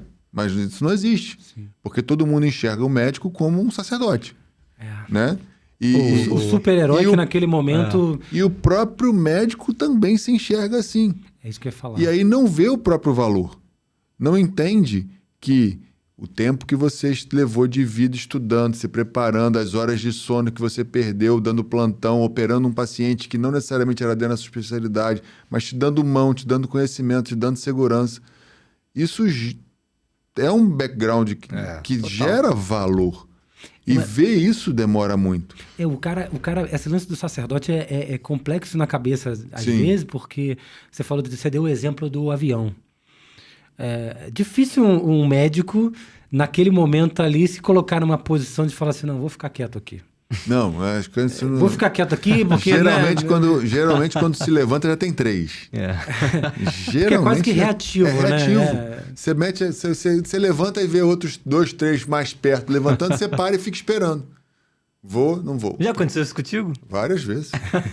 Várias vezes. Já aconteceu, inclusive, tava um voo que a gente estava indo para o Congresso Brasileiro agora esse ano, e aí pediram o médico a bordo, só que o avião era inteiro de cirurgião plástico. aí tinham dois mais velhos. Brincadeira, né? Aí tinham 2 mais velhos, assim, né, lá na frente. Né? Vai você que tem mais tempo. Tá mais tinha, perto. tinha 2 mais velhos, né? Aí o menos velho levantou. Aí o mais velho virou pra ele: ô fulano, senta aí que tu não é médico não, tu é cirurgião plástico. Brincadeira. Legal. Enfim, mas acontece com regularidade. Agora, é difícil pra gente enxergar nosso próprio valor. Sim. Enxergar como a gente se encaixa no ecossistema mercadológico. Sim. Né? Porque acaba que você vai ter que calcular uma forma. Sim. E você falou de um ponto que, por exemplo, quando você fala, eu vim de um serviço público ou de um serviço universitário, aonde, ok, você tem ali o teu salário, ou não sei o nome que A demanda é espontânea, você não faz nada. Exato. Na verdade, você não tá ali computando, né? Não. Você não tá ali dizendo, não, vai custar tanto, vai custar Não. o procedimento. Fazendo ou não fazendo, tu vai Você tá receber... disponível ali tá disponível, isso. para exercer o sacerdócio, Sim, vamos colocar exatamente. assim. E quando você sai disso e vai para um mercado, que existe esse mercado, Sim, existe sim. essa demanda, Sim. às vezes é o que você falou. Primeiro passo é o cara entender como é que você falou a palavra? O próprio valor. O próprio valor. Eu demorei muito. Isso é a virada de chave. Eu Então, demorei muito. mas aí você percebeu agora, Eu percebi... quando você saiu de Então, lá e aí decidiu eu focar 100%... tive que aprender com um aluno meu. Legal isso, ó. 2018 foi quando eu comecei a virar essa chave, 2020 foi quando 2021 você quando falou, eu saí de chega. serviço público. 2021 eu fui acompanhar um ex-aluno meu. Ele tinha 5 anos de formado. Tinha formado em 2014 também. Foi 2019 mesmo. Ele tinha 5 anos de formado e já era uma das maiores clínicas de cirurgia plástica do Brasil. Com 5 anos de formado. Caramba, uau. O que ele fez? Baita empreendedor, né? Sim, sim. O que ele fez? Ele tinha uma esposa muito estudiosa, ele também muito inteligente, uma visão macro considerável. Eles foram de volta para a cidade deles no interior do Paraná. Foram para lá. Como é que está aqui? Aqui todo mundo funciona igual. Consultório, salinha, fica na porta, espera o pessoal bater. Aí eles ficaram ali naquele ambiente, naquela coisa, e quebraram antes de começar. Aí ele falou, tá errado isso aqui. Se eu continuar assim, eu não vou fazer nada. Vou ser escravo disso aqui e não vou para lugar nenhum. Espera aí que não estudei para isso, não. Na época ele já tinha o Instagram como uma ferramenta importante, né? Sim. E aí todo mundo usava de brincadeira, como rede social de fato, e não como rede profissional. E ele já vinha usando alguma coisa pensando em rede profissional.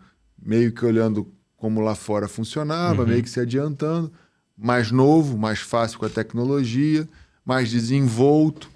Então ele começou a usar o Instagram como uma máquina para trabalhar para ele. A esposa também, os dois começaram a estudar muito. E aí ampliaram o universo da medicina. Trouxeram para dentro do consultório médico gestão, cuidado, associação de tratamento. Boa. E aí, isso não era uma coisa comum na medicina, né? Era uma coisa grande nas redes, né? Okay. Você vai montar uma rede hospitalar, você Aí tem que ter. associa... Você conecta todo mundo. Você ali. conecta. A medicina integrativa. Exatamente. Ele trouxe para dentro da medicina consultório uma visão de...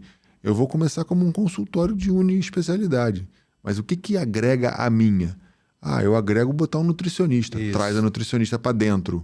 Eu agrego botar um fisioterapeuta, traz para dentro. Eu agrego botar um dermatologista, traz para dentro. Eu agrego botar um cirurgião vascular, traz para dentro. E ele começou a trazer pessoas para agregar o negócio que foram ampliando. E ele, em 5 anos de formado, ele saiu de quebrado no primeiro ano para uma empresa faturando 6 dígitos no final do ano.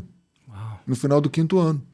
Então, assim, um Aquilo te crescimento fez refletir, exponencial. né? Me fez refletir. Peraí que eu vou... Ô, fulano, O que tá fazendo aí? como é que tá funcionando isso aí? Aí, Celso, tô assim, tô assado, não sei o que. Eu queria, posso ir aí? Quê? Agora, pode vir. Aí combinei com ele, passei uma semana enterrado lá. Legal. Passei uma semana vendo e vivendo mesmo. Porque ele Mentoria. me É chamou isso pra aí. ficar na casa dele. Então, assim, eu acordava às 5 horas da manhã com eles, descia, tomávamos café, a esposa ia estudar. Eu e ele, a gente descia, tomava café, já conversando sobre aquilo, sobre aquele ambiente. Íamos para a cirurgia, visualizava tudo que ele estava fazendo de diferente do que ele aprendeu, ou igual, mas melhorado, porque, enfim, observava tudo, fazia tudo, toda a dinâmica dele, internação, aquela coisa toda, cuidado com os pacientes.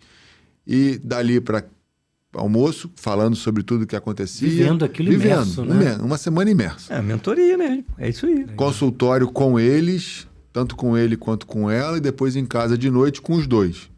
Foi uma semana, cheguei no domingo na casa deles, fiquei até a sexta-feira à noite. Dentro Full. desse universo, full. E foi uma virada de chave do valor, a primeira virada de chave do meu valor. Cara, Celso, você não pode fazer isso. Porque Ele te confrontou, né? Sim. Ele confrontou você. E você era professor dele, não, colega dele? Eu fui professor dele. É isso que eu ia falar, porque você foi professor, você ensinou a ele. Sim. A parte técnica, né? Sim, e ele me ensinou de vida em mercado. Então, assim, eu sou muito grato a ele, né? O Carlos e a Elô são pessoas espetaculares que são empreendedores realmente, são agora empresários e mudaram um pouco isso na medicina da cirurgia plástica, né? Onde a gente realmente é uma empresa, onde a gente se dedica muito para não se dar valor, onde a gente agrega aos outros e precisa agregar a eles também, trazendo para perto, né? A cirurgia plástica é um mercado do ponto de vista de saúde, onde você pode entregar cada vez mais para quem procura, com ética, com correção, com cuidado e principalmente fazendo bem, protegendo essa paciente de profissionais que não são tão corretos, que estão ali só ligados em vender. Quando você busca entregar o melhor para uma paciente, você vai querer que aquela paciente te procure uma vez para fazer um procedimento, 10 anos depois ela volta para fazer o próximo. Que é o tempo, né? Que é o que eu estou vivendo. Eu tô com 19 anos de formado, eu estou reoperando as pacientes da minha residência médica, que estão me procurando para operar de novo comigo.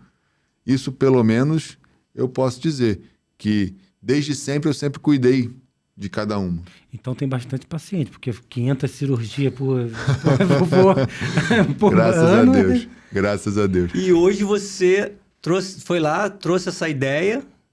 Fui lá, trouxe e essa hoje ideia. Você trouxe para o consultório isso. Então, a gente está trazendo para o consultório. Agora eu consegui, na Barra, montar um espaço Legal. que está se tornando um instituto. Legal. Né? É difícil, né, você ter na capital essa ideia, né? Porque no interior eu acho que é um pouco mais fácil, um pouco mais dinâmico as coisas, porque as distâncias são menores. Entendi. E os custos também são menores. Né? Empreender na capital é um capital muito mais alto, literalmente. É verdade. Né? A gente brincou, né? O Carlos veio visitar o Rio, eu acabei conversando com ele. Ele falou, não, quero conhecer tua clínica, vamos lá. Aí levei ele no consultório. Quando eu falei o preço das coisas, ele falou, caraca, na minha clínica de 1.000 metros quadrados eu pago o que você está pagando aqui. Caraca. Assim, É diferente. É diferente. Mas com toda a particularidade, não vou botar dificuldade, porque não é dificuldade, mas com toda a particularidade da capital, eu tenho conseguido encaixar as coisas para que a gente possa ter um ambiente de atendimento em cirurgia plástica e não um consultório de cirurgia plástica. Então, o meu pré-operatório já é feito dentro do próprio consultório. Então, já tem um cardiologista que vai até as minhas pacientes para fazer o pré-operatório delas com todo cuidado, com todo carinho, que pode levantar e ir na minha sala e perguntar, Celso, essa paciente, o que você acha? O que você propõe de trauma cirúrgico? O paciente ganha muito, porque o paciente está ali. Então, assim, a não gente fica consegue... de lá para cá, vamos para lá, vai para cá, vai para lá, vai para lá. Só em um endereço. endereço tem tudo, isso é muito bom. A gente está trazendo nutricionista para atender no consultório, a gente tem a fisioterapeuta que vai passar a atender no consultório. Então, a gente vai criar ali um ambiente de cuidado para o nosso paciente, para ele ter o melhor num lugar só, né? Então, também estou vendo aí para ter um vínculo com um laboratório para coleta de sangue ser no consultório. Boa. Né? A gente tem algumas dinâmicas nesse sentido. Cuidado, né? Tudo para facilitar a vida. Sim. Hoje no Rio de Janeiro, quais são os grandes problemas da nossa vida cotidiana? Trânsito. Se a pessoa puder ir para um lugar só, sentar ali e ser cuidada, é o ideal. É o ideal. Né? Mas também tendo uma visão de eu preciso ser ético, eu preciso ser correto. Dinheiro não fala mais alto aqui dentro, propósito fala. Então, o que a gente vai fazer? A gente vai cuidar dessa pessoa. Como é que a gente vai cuidar dela? Oferecendo o que a ciência e a medicina defendem como padrão. Então, sem inventar moda, sem ver o que o mercado está tendo. Não, o que a ciência fixa. Então, vamos fazer isso porque fulano está fazendo... Não. Tem embasamento científico? Não tem. Então, não vamos fazer. Legal. Pronto, acabou. Legal. Porque eu quero entregar o melhor cuidado e eu quero deitar na cabeça e estar em paz com o Papai do Céu. É isso aí. Eu queria pegar isso que ele falou, ele leu minha mente ali, levou o assunto para um assunto que eu queria bater aqui. Você começou falando que na universidade, correria, não tem tempo para nada. O tempo passou, residência, consultório, e Deus nisso tudo. Como é que um médico se conecta com Deus? Um assunto... Porque não tem tempo para nada. O cara não casa, o cara não institui família, e quando acontece já é na correria também. Aonde é que tem espaço? Porque nessa área a galera Sim. não se conecta muito nisso. Não, né? inclusive é uma das profissões com desafio maior grande. índice de alcoolismo e uso de droga. Caramba. Medicina. E maior índice de suicídio também. Caramba. Então, e a gente tem acesso às coisas que faz a gente... Sim. né, tem o conhecimento e tem acesso, né? Então, Verdade. é um alto índice de suicídio também, né? Então, aonde Como é que- Deus onde é que entrou encontra na espaço? minha história, né? Então, vamos lá. Espaço a gente cria, né? Depende da prioridade. Prioridade. Exatamente. Prioridade. Então, espaço a gente cria. Deus voltou a ser uma prioridade na minha vida, que eu deixei um pouco, né, mas ele nunca me deixou, em 2018. Minha cabeça começou a virar, ficar meio perdido, porque eu tinha notoriedade profissional, não vou chamar de sucesso, mas vou dizer notoriedade, por quê? Porque eu trabalhava na diretoria da Sociedade Brasileira de Cirurgia Plástica. Ajudava a coordenar todos os serviços de formação médica do Brasil, de cirurgia plástica. Eu tinha participação figurativa em um serviço, que é o serviço que eu tinha saído, e tinha participação efetiva num serviço que se tornou um dos melhores e maiores serviços de formação do Rio de Janeiro. Tinha alguns pacientes privados, tinha vários ex-alunos, então eu já tinha notoriedade profissional. Mas eu não estava bem perdido no propósito. E aí minha vida pessoal começou a desabar, chegava em casa, não queria ficar em casa, queria ir para a rua trabalhar, e aí o negócio começou a desandar. E aí tinha um primo que era da igreja, pastor da Lagoinha, Novos Começos. E ele me chamou para ir num culto e acabou que eu fui pro culto e... Charitas, né? Charitas, 2018. E aí... Até então tu não estava indo na igreja nenhuma. Não. Eu vi um vídeo esses dias agora que me lembrou do que você está falando. Foi você que me mandou, não? Foi, eu acho que o Pires, que fala sobre... a gente está sempre equilibrando as coisas, né? Sim. E ele dá um exemplo como se fossem aquelas bolinhas de equilíbrio. Tá. Uma hora cai uma se você tiver muitas, né? Então, e aí ele fala o seguinte nesse vídeo, acho que ele fala assim, você pode ter várias bolinhas, não tem problema, faz parte, a vida é isso, né? Você tá sempre jogando Eu falo do equilibrando prato. e equilibrando. A minha esposa fala pratinhos também. Só que tem 3 bolinhas Várias dessas áreas, que você você vai só joga, equilibrando. que são de vidro. Boa, Aí ele gostei. Aí ele bate, isso é legal porque vou conectar nesse teu assunto. Ele fala assim, cara, 3 bolinhas, você joga muitas bolinhas pro alto, mas 3 bolinhas são de vidro. A tua vida, a tua saúde, Sim. a tua família e a tua vida com Deus. Sim. Boa. E aí ele fala assim, Essa cara... tem que ter cuidado. Só que tem uma questão. A sua vida com Deus, a bolinha de vidro, que quebra é você, né? Não, então, você tá equilibrando ela... Você quebra, né? Mas se liga nesse exemplo que é muito legal. Não quebra, não. Tu joga as bolinhas... Boa. Quando a bolinha... qualquer bolinha que cai no chão, que não é de vidro... Tranquilo, tu dá ela um jeito. cai, ela quica e ela volta. Você tá lá no teu plantão, você não foi, alguém vai atender. Você for lá na igreja... Você largou um plantão, você vai passar um perrengue financeiro, mas daqui a pouco você arruma outro. Foi Exato. demitido, foi desligado. Todas essas bolinhas, Sim. ela quica e depois ela volta. Sim. Gostei. Mas a Vou tua usar saúde, isso. na hora que quebra, meu amigo, já era. era. A tua família, na hora que quebra, te detona, meu irmão. Sim. E a tua vida com Deus, meu irmão, na hora que quebra, Você tu se fica quebra. perdido, Você se quebra. tu se quebra inteiro. Só que às vezes a gente não tem essa consciência, Não né? tem. A gente vai vivendo, né? E aí teu primo te chamou. Ele me chamou, fui lá e aí comecei a ir, gostando muito e tal. Só que nesse meio desse processo aí, como eu estava muito perdido, deu tudo errado. Então eu Algumas bolinhas caíram no chão. divorciei, aconteceu um negócio lá no hospital do encaminhamento ruim, mas uma coisa começou a se refazer, que foi a bolinha com Deus. Legal. Então eu ficava incomodado com muita coisa. Então, por exemplo, eu divorciei, mas não conseguia ficar bem de lugar nenhum, de forma nenhuma. Eu divorciei e fiquei sozinho. Não fazia nada, assim, ficava em casa, eu e Deus. Enfrentando minhas batalhas, orando, lendo a Bíblia, estudando, né? Correndo atrás do meu prejuízo emocional e espiritual. E aí, por graça e para a glória de Deus, eu consegui restaurar o casamento, consegui me restaurar, depois restaurar o casamento. Sim.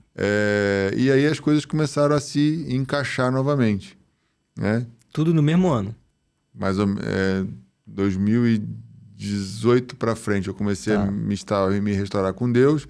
2021 para 22 eu comecei a namorar de novo a minha ex-mulher e a gente 3 anos casou. depois, cara. E a gente casou de novo. Tu te divorciou no papel Papel. e casou de novo? Não casei no papel, vou casar ainda. Mas dessa tua história... Olha aí, ó, tá escutando agora, ó, vai casar no papel de novo. prometeu. Não, já tá falado. Já. Mas- A minha aliança já tá no lado esquerdo. É, isso aí.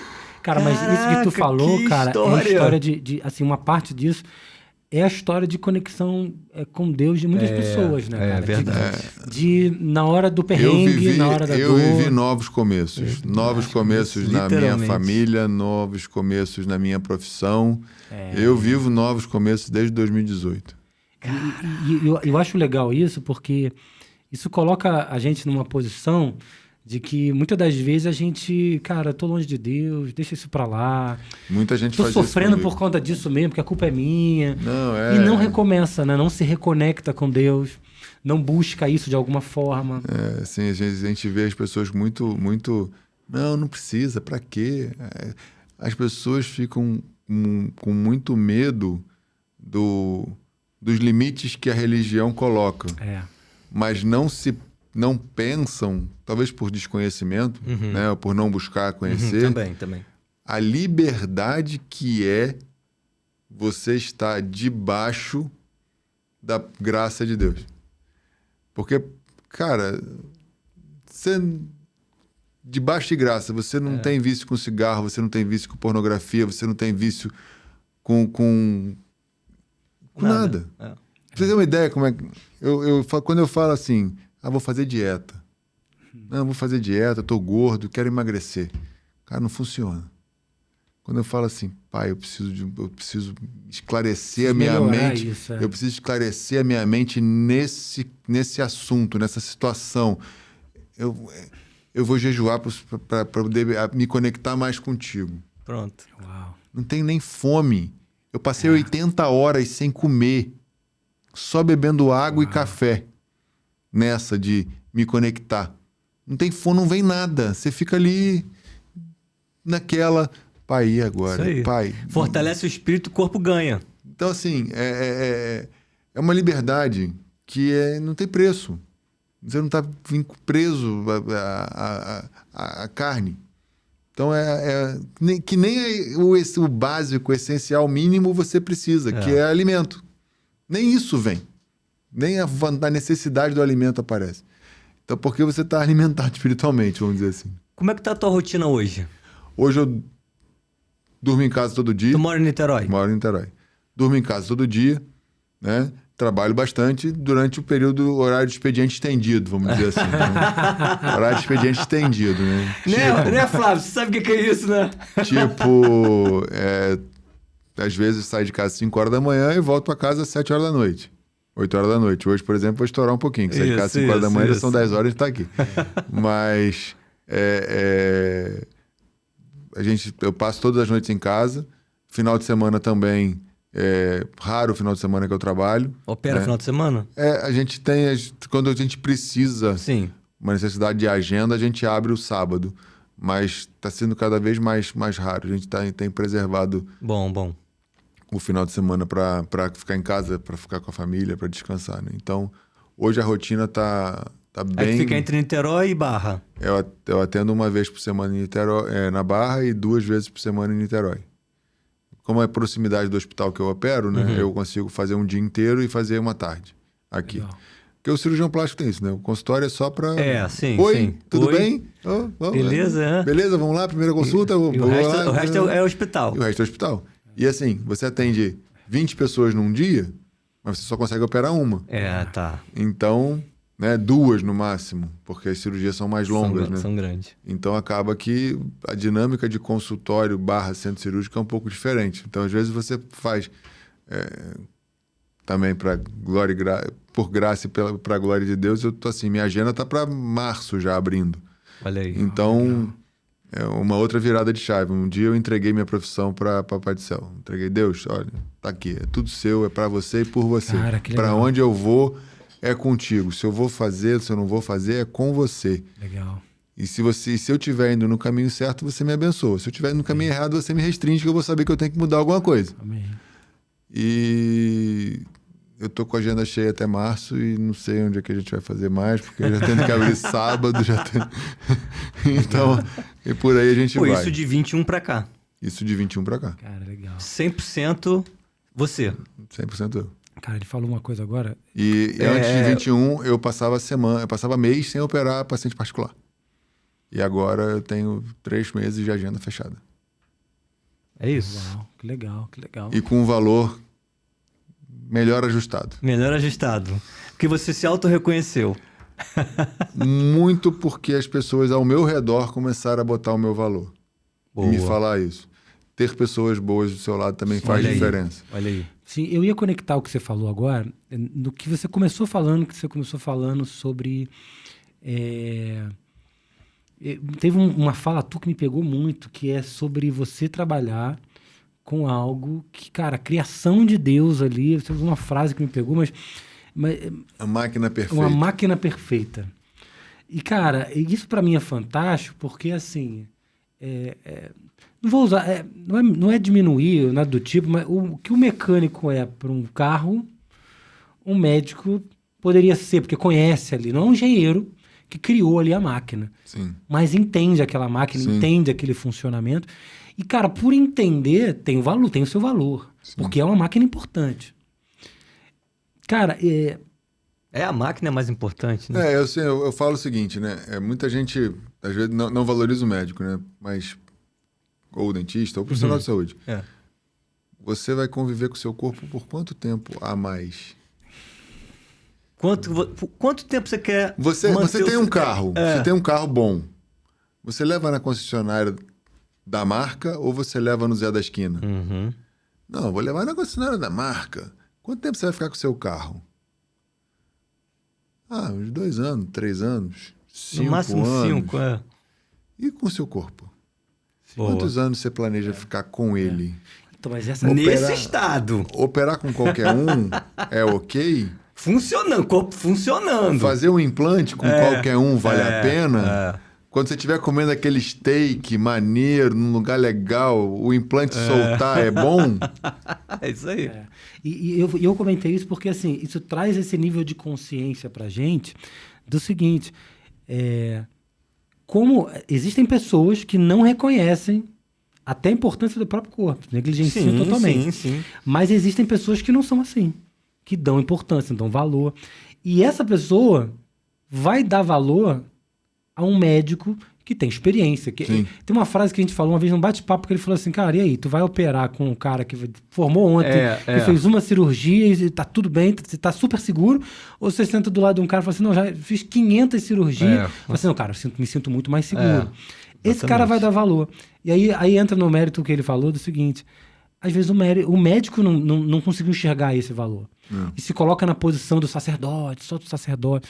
Então, assim, eu acho que, cara, para todo o ecossistema funcionar, o planeta, a cidade, as pessoas, as interações, existe essa lacuna. E alguém vai preencher essa lacuna. Sim. O quanto antes você reconhecer e entender isso, Sim. você vai atuar, você não vai sentir aquela dor de, cara, será que eu estou no caminho? Será que é isso mesmo?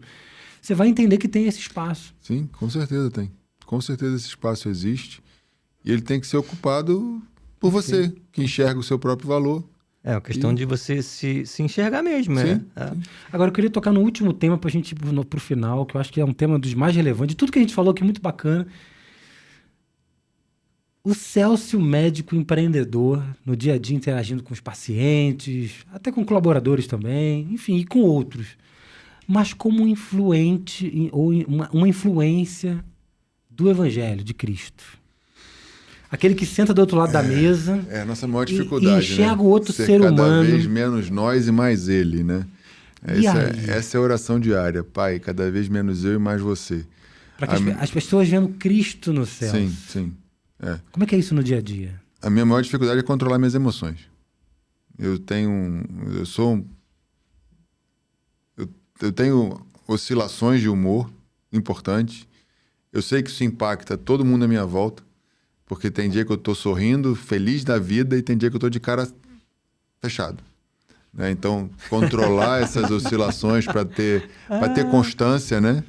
Difícil, muito difícil. Desafiador. E responder a algumas demandas também é complicado.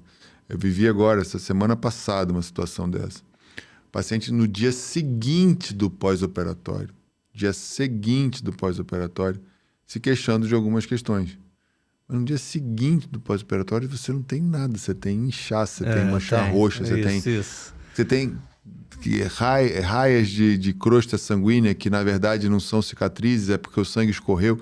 Então, não tem nada para você falar de qualquer coisa. Né? É o tempo, né? Aí tem que esperar. Exatamente. Mas é uma fase que a pessoa que está ali, ela se arrepende. Ela se arrepende de ter operado. Porque ela está com dor, ela está se vendo diferente. Então, se ainda não está do jeito que gostaria. Não vai estar. Vai demorar para estar. E é aí que você tem que aprender a ser menos você que qualquer um. Minha filha, você acabou de fazer. E ser mais... E falar as verdades para ela. Eu te entendo, mas é parte de um processo. Você vai ficar bem. Tenha calma. É normal. E aí o entender a máquina faz a diferença. Legal. Porque existe uma resposta metabólica, endócrino-metabólica, que os hormônios fazem a nossa psique mudar. Legal. Né? Verdade. E parte disso também vai para agressividade, vai beira uma depressão. Então, é um conjunto de fatores que você tira, tem que administrar. Você se esvazia para acolher. Sim, para cuidar do outro. Para cuidar do outro. Esse é o primeiro ponto. Outra questão importante é quando a pessoa te procura. Buscar entender aquela dor dela, por que ela está se vendo menos do que ela de fato é. Se colocar no lugar do outro. Se colocar no lugar do outro.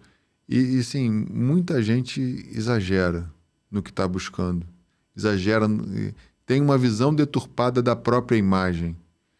E também enxerga isso até a ponto de falar, não, você não precisa de uma cirurgia. É verdade. É um fator onde você mostra para aquela pessoa que ela é importante, que ela precisa se ver diferente. Verdade. E não vai ser a cirurgia plástica que vai resolver. Não vai. Não vai ser nada, que além dela se encontrar com ela. E aí parte do se encontrar com ela é você apresentar Jesus Cristo para ela. Olha aí. É verdade.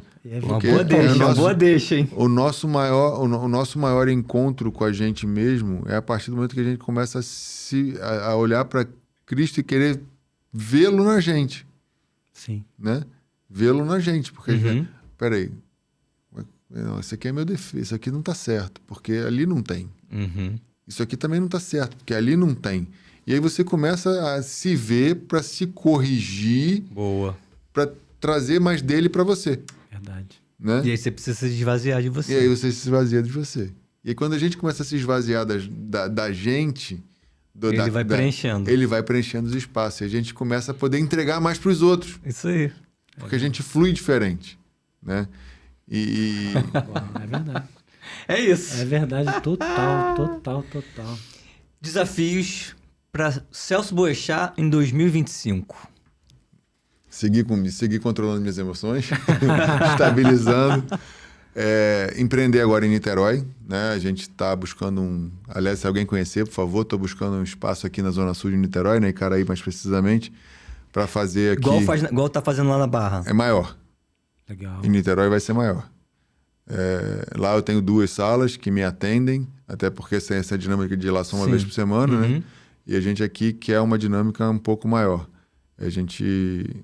Aqui eu vou empreender com a minha irmã, né? Que a gente você- tem áreas afins, né? Sim, sim. E a gente vai fazer junto um espaço aqui, criando realmente uma comunidade de retroalimentação, né? Onde vai ter ela na mastologia, a gente vai ter um oncologista, vai ter uma pessoa da clínica médica voltada para envelhecimento saudável, vai ter nutricionista, eu como cirurgião plástico. A estrutura já endócrino. existe. Não, é isso que está faltando. Não. A estrutura na cabeça já existe. toda. Até as pessoas. Pronto. É o mais importante. Só falta o físico Só falta o espaço físico. Então a gente está procurando aí um espaço que tem em torno de 100 metros quadrados, 100 e poucos metros quadrados, que já dá para começar um ambiente da maneira que a gente entende interessante, né? Porque não precisa estar todo mundo junto ao mesmo tempo, né? Sim. Então, a hora que a gente encontrar alguma coisa ali nos 100 e poucos metros quadrados, Pronto. a gente vai partir para dentro e vai trazer o conceito, né? Eu não gosto do termo integrativo, mas não acho que não tem outro atualmente, né? Porque medicina já tem que ser integrativa, Tem que né? ser integrativo, então. Né? Mas tem que reforçar para algumas pessoas entenderem. Mas um ambiente de atendimento integral, né? Para a pessoa poder entrar ali e ser acolhida, cuidada e tratada nas suas mais variadas dores. Acho que a gente está buscando isso para 2025. E aí, excelente. Excelente. Agradecer, né? Celso, aqui no podcast a gente acredita verdade. que a gente sempre chega de um jeito e a gente sai melhor do que a gente chegou. Com certeza. Porque de tudo que a gente traz, as mensagens, as histórias, então a gente chega de um jeito, depois de um dia inteiro de trabalho, a gente sentar aqui e ficar mais 1h30 aqui conversando, né? Você dedicou seu tempo, né? Você falou, hoje eu vou chegar mais tarde em casa. Então, assim, agradecer aí por esse tempo que você disponibilizou pra gente. E de tudo isso que a gente conversou, se você puder resumir em uma frase, uma fala, ou alguma coisa que a gente conversou aqui, o que você pode deixar de mensagem para quem está ouvindo a gente em relação a tudo isso que a gente conversou? Uma reflexão. Que a pessoa pode aplicar a partir de amanhã no negócio dela, na vida pessoal, na vida profissional, enfim. Não faça nada sem fé. Não faça nada onde você não coloque de fato Deus na frente. E nunca faça pensando no retorno. Faça pensando na semente que você está colocando. Então, tudo que você planta, que você semeia com fé e que você entrega para Deus cuidar, vai crescer de forma absurda. Então, o dia que eu entreguei a minha profissão, a minha vida para Deus e sigo nessa, eu só vejo galho crescendo, caule engrossando, fruto chegando. Então, se prepare. Se prepare. Mas esteja preparado. Boa. E planta com fé. Se prepare, esteja preparado e plante com fé. Uau. É assim, Eu isso. acho que é assim que a gente termina. Fantástico. Celso, só te agradecer, viu? Por Obrigado estar aqui com a vocês. gente, compartilhar um pouquinho das suas histórias. Cara, eu sempre saio daqui muito abençoado também, cara, e hoje não foi diferente. Eu fiquei pensando muito sobre tudo isso que a gente falou e o quanto isso... Você vê que é um ramo vital, importantíssimo da nossa, né, vida, parte, né, de saúde, médica, mas que você vê que tem muitos pontos de conexão com o empreendedorismo. Total. Mas não porque é questão empresarial, é a questão de ganhos, disso, aquilo, mas é porque, cara, tudo que a gente faz de alguma forma pode se conectar ao empreendedorismo e basta a gente entender isso de alguma forma. Porque não tem a ver com grana, não tem a ver com ganhar mais ou menos, ou isso, ou ser empresário. Tem a ver que, de fato, talvez até no sentido de que, cara, isso vai moldar para que a gente se profissionalize, que a gente atenda demandas que, cara, hoje a gente nem enxerga e que existem e precisam ser tratadas, resolvidas, cuidadas. E aí com ética, com amor, com carinho, com cuidado. E que às vezes só não está sendo visto. às vezes só não está sendo visto. É Você vê isso. que ele mostrou tudo aqui, assim, a parte educacional, a parte da necessidade do cuidado próximo. Assim, se eu pegar todos esses conceitos e levar para um negócio, a gente aplica tudo e o negócio é bem sucedido. Eu vou cuidar do cliente, eu vou treinar os meus colaboradores. E funciona, porque eu acho que isso faz parte, sabe? E entender esse lado na medicina, que aí é uma área que você talvez conheça, mas eu conheço, aprendi aqui hoje, é fantástico, porque aí você vê, sabe o quê? Aí eu vou fechar minha fala dizendo isso. Você vê a perfeição de Deus em todas as coisas. Né? Você vê que Deus, ele vem, dependendo da tua área de atuação, do teu tipo de negócio, você consegue trazer Deus, ser reflexo dele no cuidado com as pessoas, e vai fluir. Aí fecha com a fala dele, né? Pronto. Coloca a fé, coloca a Deus, e não tem como não funcionar e não fluir, sacou? Eu vou muito reflexivo pra cada pensando nisso. E isso reflete o quê? Um olhar que você está tendo para entregar o teu melhor. Sim. Então, assim, aquilo, faça para o outro como se estivesse fazendo para Deus. Sim. Entregue com excelência. Isso eu passo todo dia, que eu entregue o meu melhor com excelência, como se estivesse entregando para ti, Senhor. Amém. Essa é uma oração minha diária. E para trazer as pessoas certas e que eu entregue, que eu faça o meu melhor. Sempre quando eu faço cirurgia, eu penso na cirurgia, eu já planejo aquela preparação que você vai fazendo, vou fazer isso, aquele passo a passo, né, que a gente acaba fazendo, né, que é um protocolo todo. que a gente segue, até para não desviar e ter nenhuma surpresa, mas sempre com esse pensamento de entregar o melhor, de fazer com excelência. Então é isso. É isso. Então, Celso, mais uma vez, obrigado. Obrigado vocês. Obrigado. Obrigado mesmo. Então, gostou do episódio? Então, compartilha isso aí, gente. Compartilha com os amiguinhos, com os irmãos, de fé, para chegar essa mensagem aí para o maior número de pessoas possível. E, não deixe de seguir a gente nas redes sociais, Instagram, Facebook e TikTok, tá bombando, vai sair vários cortes daqui. É verdade. Esperem, aguardem. Então, fiquem aí, até o próximo episódio. Fiquem com Deus, boa semana e até mais. Até, Valeu.